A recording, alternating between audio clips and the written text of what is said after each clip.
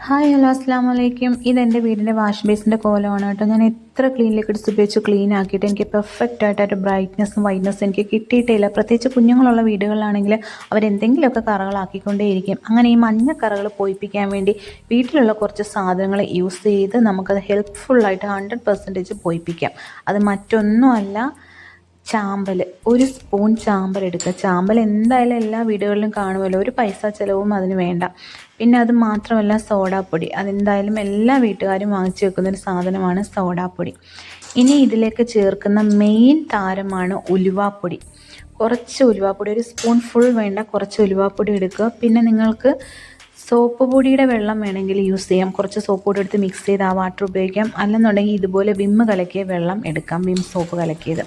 അങ്ങനെ ഞാനിത് ഇത്രയും കൂടെ എടുത്ത് നന്നായിട്ട് മിക്സ് ചെയ്യാം. ഈ ഉലുവാപ്പൊടി ഇടുന്നത് കൊണ്ട് ഒരു ജെൽ ടൈപ്പ് ഒരു ലിക്വിഡ് പോലെ നമുക്ക് കിട്ടും. അതുകൊണ്ട് ഉലുവാപ്പൊടി യൂസ് ചെയ്ത്, മാത്രമല്ല ബ്രൈറ്റ്നസ്സിനും ഹെൽപ്പ് ചെയ്യുന്നൊരു സാധനമാണ് ഉലുവാപ്പൊടി.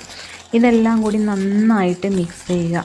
മിക്സ് ചെയ്ത് ഒരു 2-3 സെക്കൻഡ് അതങ്ങനെ വെക്കുക. വെച്ചതിന് ശേഷം അതെടുത്ത് വാഷ് ബേസിനിലോട്ട് സ്പ്രെഡ് ചെയ്യുക. സ്പ്രെഡ് ചെയ്ത് എല്ലാ മുക്കിലും മൂലയിലും എത്തത്തക്ക രീതിക്ക് വേണം സ്പ്രെഡ് ചെയ്യാൻ.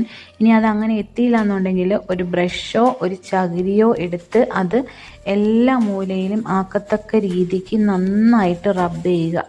റബ്ബ് ചെയ്ത് എല്ലാ കോർണറിലും അത് എത്തിച്ചതിന് ശേഷം ഒരു 10 മിനിറ്റ് ആ ഭാഗത്തേക്ക് നോക്കുകയോ വേണ്ട, വേറെ എന്തെങ്കിലും പണികളുണ്ടെങ്കിൽ പോയി ചെയ്യുക, അത് അവിടെ തന്നെ ഇരുന്നോട്ടെ.